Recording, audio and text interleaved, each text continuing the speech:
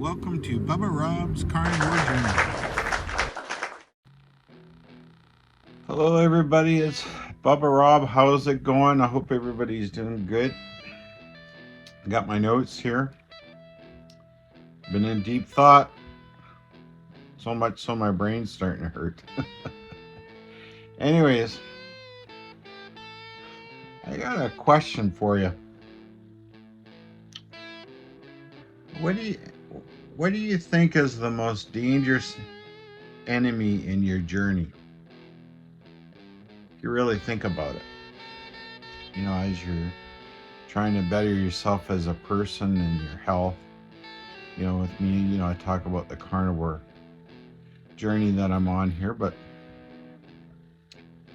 you know, I don't believe my channel is strictly you know, stuck to that only, but you know, it's kind of one of those things. But for me, the most dangerous enemy I have in my journey has got to be my ego, and when I have a lack of control over it,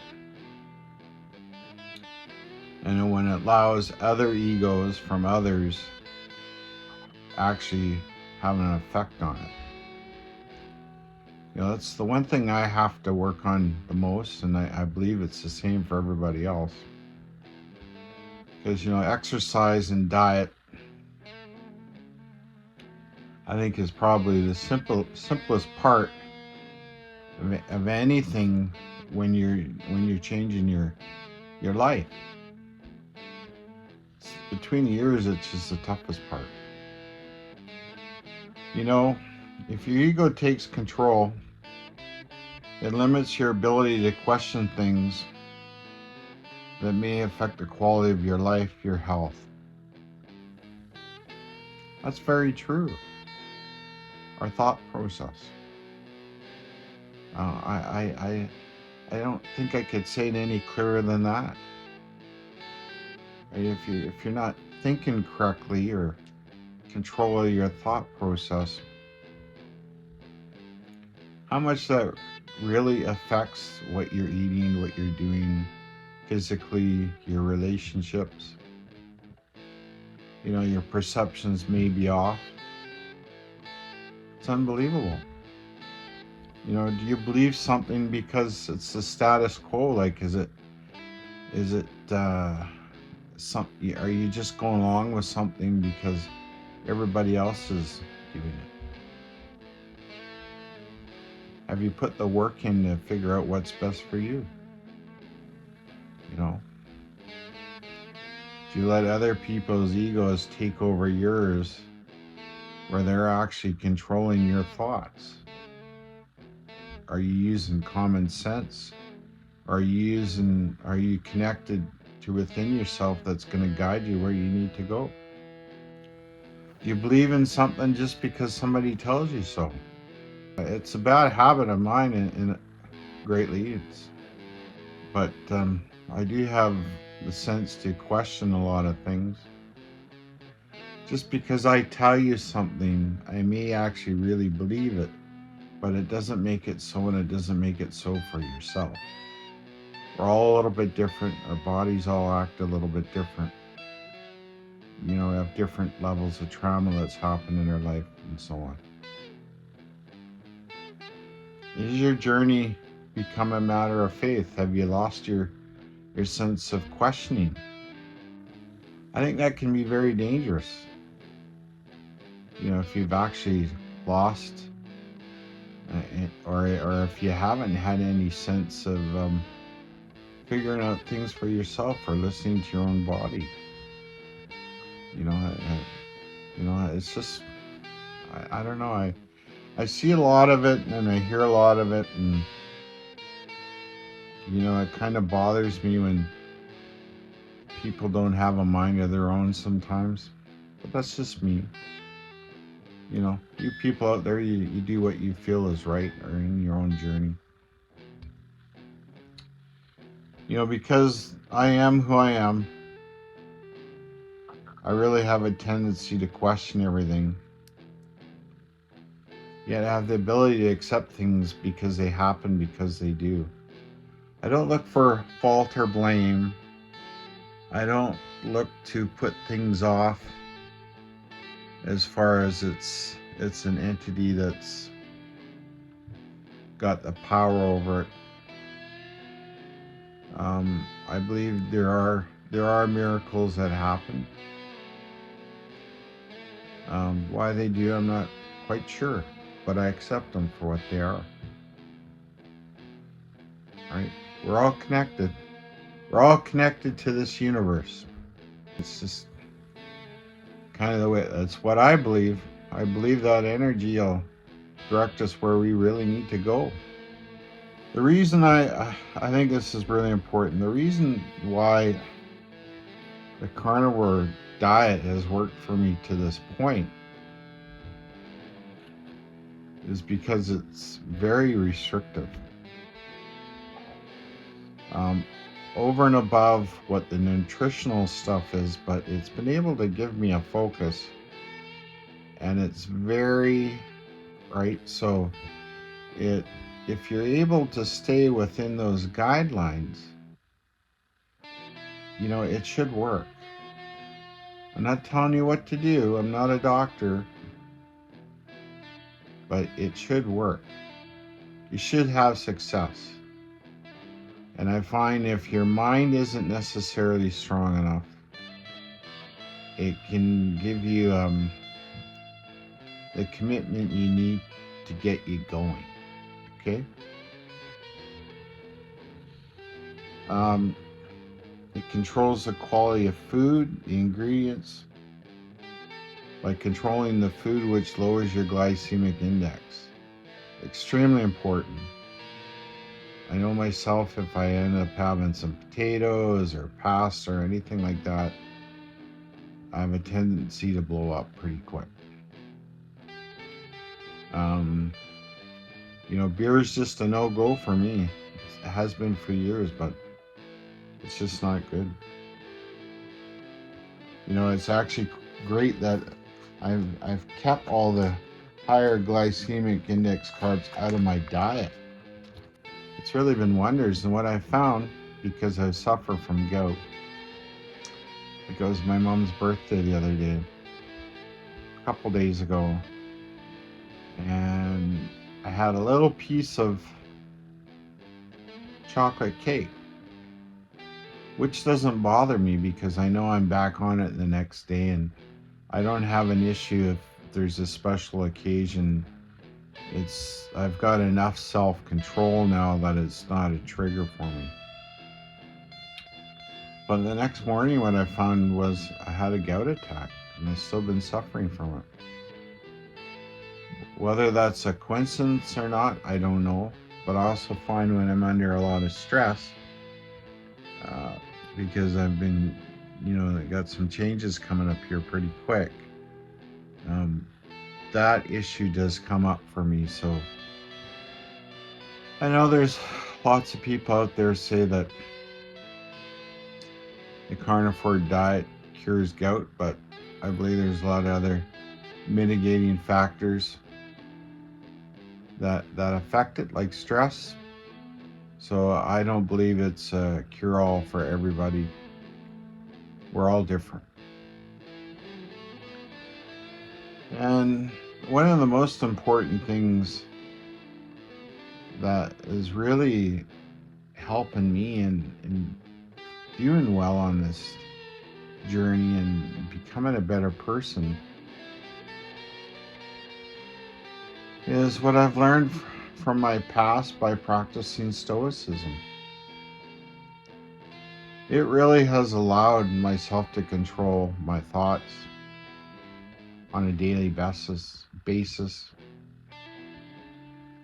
I'm much better off in controlling negative incidences or behaviors that happen throughout the day, weekly, or monthly. I find that is extremely, extremely important. Along with diet and exercise, it's probably way more important. Again, it's talking about your thought process, right? But that philosophy has been key for me. given me the ability to let go. It's huge. Anybody who know me really in real life, you'd really know how heartfelt I am about how much I care about people and people being treated properly and not being picked on. I've had lots of battles in my life. I'm telling you, it's not worth it. You got to focus on yourself. Purely focus on yourself, because you can't do anything for anybody else if you're not well. The whole stoicism has really made me feel like giving me a level of consistency. Again, controlling those thoughts. I'm not worried about things as much as I was. That really helps. You know, I watch some different YouTube channels, and I'm not saying that just for carnivores, but some. And because of my background and of what I've done and in my education and whatnot, and it's not that I'm really analyzing anybody, but I really have grave concern for some people sometimes, because it doesn't seem like they have the skill set to continue and be successful. It causes me some worry. It's not really any of my business, but that's why I talk about this a lot, and I'm quite heartfelt by it. You know, you really got to work on that. It's just not the diet that's gonna allow you to keep your shit together. Pardon the expression. You really got to work on it. You got to become a better, more complete person to move forward. I hope I'm not saying this in a manner that affects people that they're not confident with moving forward, but it's a piece of the puzzle. Just kind of think out of the box a little bit. Hey, work on those things, pardon me for yawning, to continue to move forward. By me changing my thought process, and I've had a few slips. The one thing it's done is it allows me the ability to not beat myself up. Allows me the focus to get up the next day and carry on. Let what's happened in the past is happened, it's done, it's over with. Right? Any traumatic events or anything like that, it's what we kind of need to do to move forward. You can't keep reliving things. Like, if the addiction has really got a hold of you, and say you have that piece of candy bar or something, and you eat it, I wouldn't really, I don't know, people aren't going to like me saying this, but it's more to just the sugar cravings than the actual chemical reactions in your body, as far as I'm concerned. You need to have that ability to be strong and think through the process in a logical manner, to not do it again, or not to fall off the wagon, or not to trigger to really reactivate that addiction. So I say you gotta keep working on yourself, keep working on yourself. Have the ability to let go. Be able to, really not turn it into a self-pity party. I just find it very bothersome that we do that. I've done it. I've done it many times. If I hadn't been doing it, I wouldn't be doing what I'm doing today. I would have been long past this. It's calling me on my own crap, right? It's just the way it is. We gotta keep focusing on it. You know, what can I say? I believe our ego is far, far more dangerous to our health than the government is, big pharma, or even some smart ass belittling comment or video by vegans. Those things fall far, far beyond your ego, because we have the knowledge with what's gone on medically and scientifically to know what we need to do. We need to have the mental strength to not buy into that garbage or buy those foods that are addictive. You need to walk around the outside edge of the grocery store. Don't go down those aisles, right? It's just the way it is. Simple. You have to believe in yourself.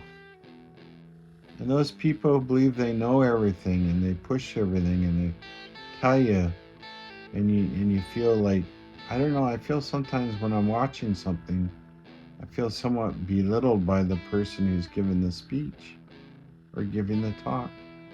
Those who know everything know nothing. Again, I've talked about it before, and old Mr. Coughlin was right.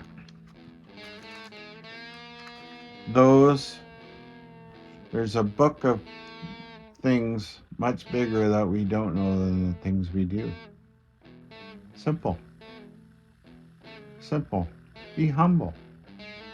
The most important thing you do to succeed in any life-changing journey is to work on your behavior. We've gone over that.